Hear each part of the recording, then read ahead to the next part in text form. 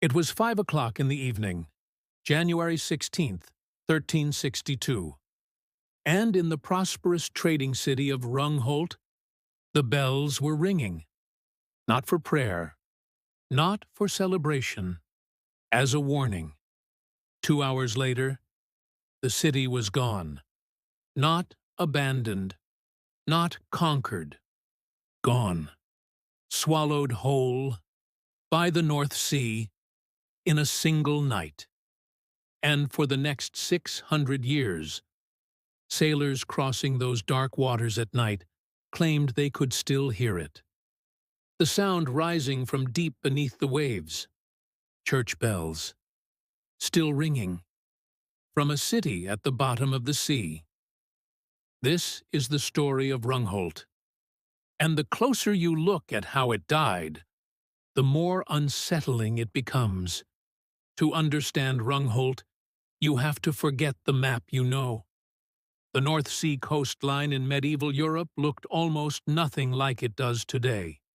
What is now northern Germany, flat, firm, predictable land, was then a shifting maze of islands, marshlands, tidal flats, and narrow channels. The region was called North Frisia, and carved into it, between the sea and the sky, sat dozens of thriving communities. Rungholt was the most prosperous of all of them.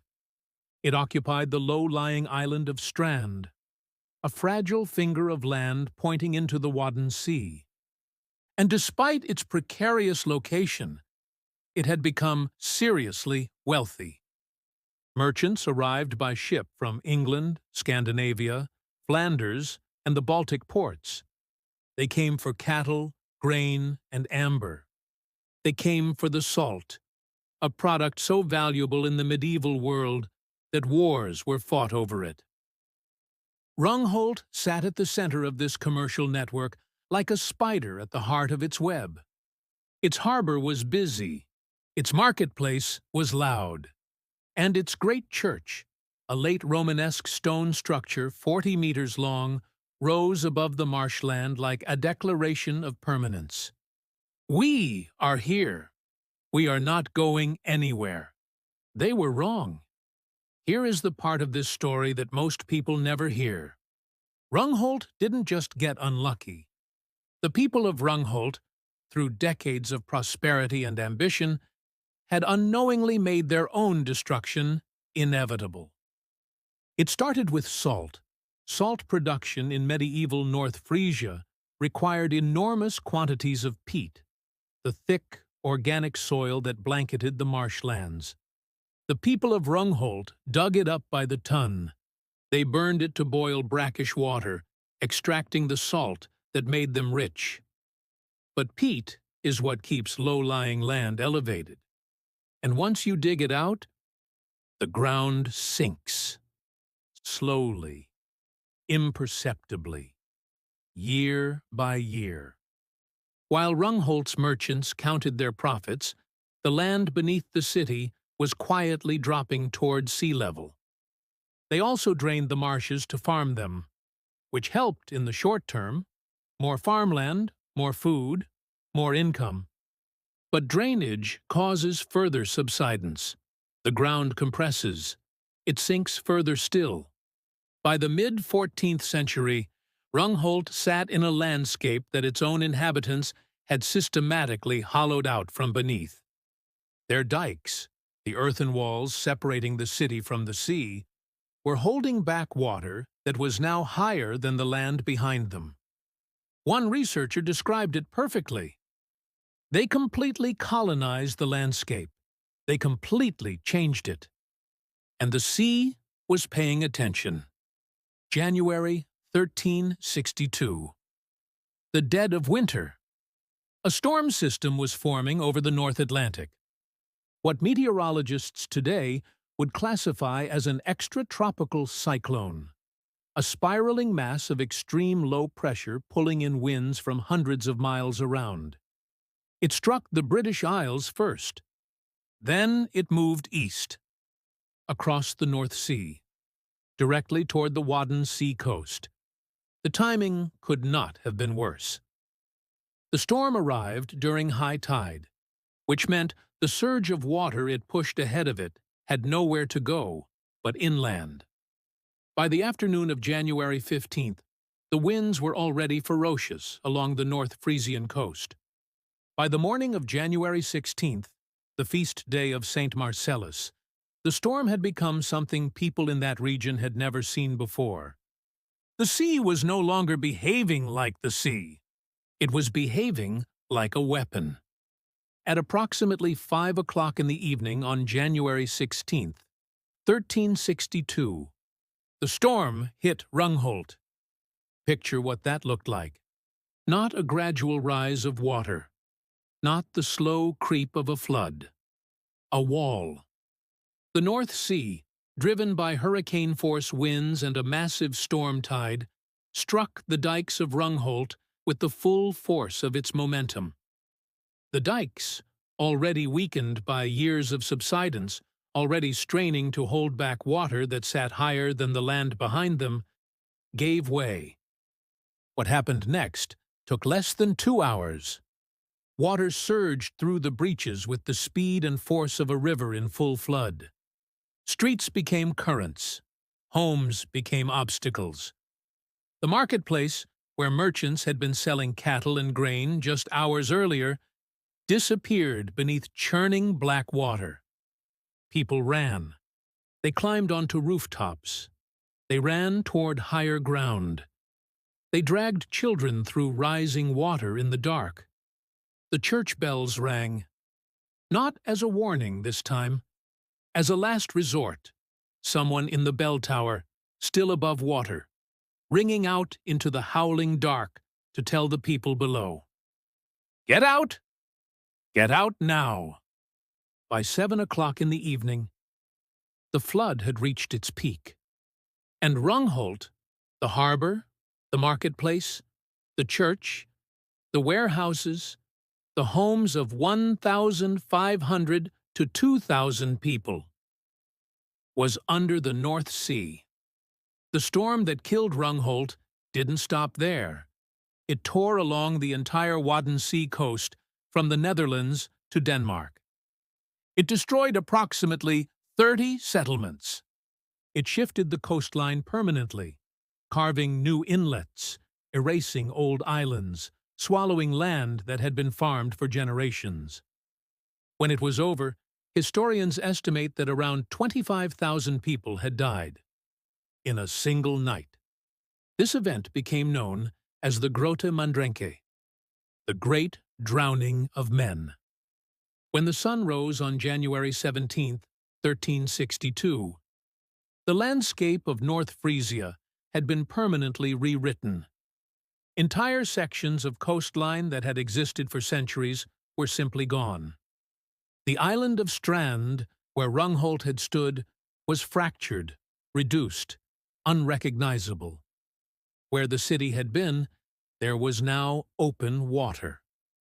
The survivors, those who had managed to flee to higher ground, or who had been elsewhere that night, returned to find nothing.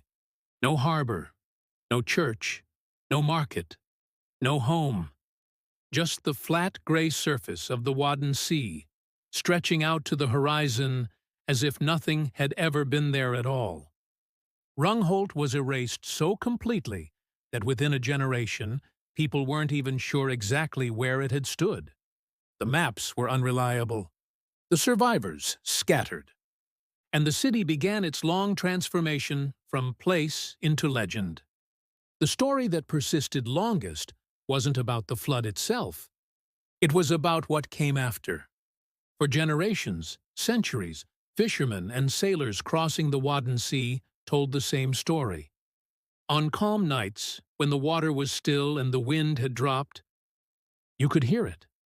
A low, rhythmic sound, rising from somewhere beneath the surface. Church bells.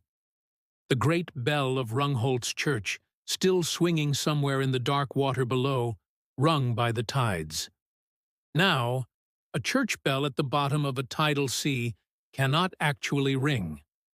But here's the thing. That story wasn't invented to entertain children. It was passed down, seriously, across generations of people who worked those waters every day. People who knew the sea and who believed, completely, that beneath their boats, beneath the mud and silt and cold water, a city was still there, waiting. For over 550 years, Rungholt was exactly that. A legend, a ghost story, a warning told to children about pride and the sea. Some historians began to question whether it had ever really existed at all. Perhaps it was folklore. Perhaps it had been exaggerated. A small fishing settlement inflated by centuries of retelling into a great city. Perhaps the Atlantis of the North Sea was just that, a story. Then came 1921. A harsh winter had caused unusually low tides in the Wadden Sea, and when the water retreated further than usual, exposing the tidal flats, something emerged from the mud. Stone wells, drainage ditches, the remains of a tidal lock, a sophisticated piece of medieval engineering. Rungholt was real. What followed 1921 was a slow, painstaking, century-long process of archaeological recovery. But recent discoveries have accelerated everything. In 2023, a team of researchers from Kiel University, Johannes Gutenberg University Mainz, and the Center for Baltic and Scandinavian Archaeology announced something extraordinary. Using magnetic gradiometry, technology that can detect ancient structures buried beneath layers of mud, they had mapped 10 square kilometers of the Rungholt landscape. They found the remains of a sea dike, a network of drainage ditches, 64 dwelling mounds, the artificial raised platforms that medieval families built their homes on. And at the center of it all, the unmistakable ground plan of a large church, 40 meters long, 15 meters wide. Late Romanesque architecture, the church whose bells fishermen claim to hear ringing from beneath the sea. Among the artifacts recovered from the site, lead-glazed ceramics, cast bronze cauldrons, hammered brass, swords, and fragments of Hispano-Moresque pottery. Spanish ceramics in a small North Frisian trading town. Proof of just how far Rungholt's trade networks extended. Proof that this wasn't a village. It was a city. A real one. And it is still down there, slowly being reclaimed by the very sea that swallowed it, as erosion continues to dissolve the remains. The researchers are racing against time. Because the Wadden Sea is still winning, it would be easy to frame Rungholt as a simple disaster story. A storm struck. A city drowned. The end. But the truth is more uncomfortable than that. Rungholt wasn't just a victim of nature. It was a victim of its own success. The same industry that made it wealthy, the salt production, the land drainage, the aggressive agricultural expansion, systematically eroded the landscape that protected it. The people of Rungholt didn't know they were doing it. They were doing what every successful community does: growing, building, extracting, prospering. And the ground beneath them was quietly, invisibly sinking. By the time the storm came, Rungholt's fate had already been decided, not by the weather, but by the choices made over the previous century. The storm was just the moment of reckoning. That is what makes Rungholt's story feel so unsettlingly familiar. Today, somewhere beneath the Wadden Sea, in a few meters of cold, gray North Sea water, Rungholt still exists, not as a city, as a shadow of one. Dike fragments, well shafts, the outline of a church, and somewhere in the silt, the bell that fishermen swore they could hear. Ringing. In a city where no one is left to listen. But Rungholt isn't the only place Europe has tried to forget. Across the continent, there are towns with stranger histories. Villages where the official record and the local memory tell completely different stories. And one of them has been hiding something far darker than a flood. I'll see you there.